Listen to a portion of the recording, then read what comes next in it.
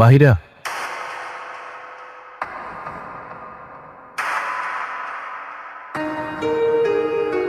I love you.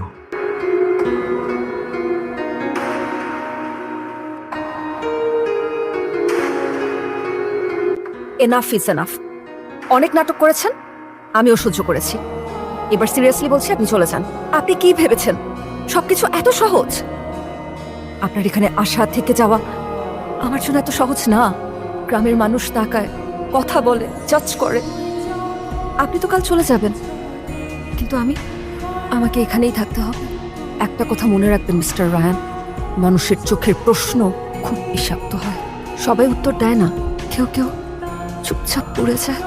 আপনি এটা কেন বুঝতে পারছেন না যে আপনার প্রেজেন্স আমার পছন্দ হচ্ছে না? আমি এটা সহ্য করতে পারছি না।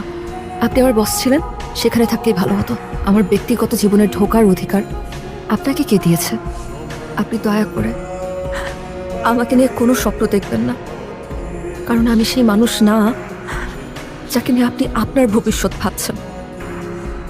আপনার এখানে আসা, এই নাটক, এসব বাড়াবাড়ি, এগুলো আমার আর সহ্য হচ্ছে না। So please leave right now. জীবনা, মা প্লিজ যেতে দাও।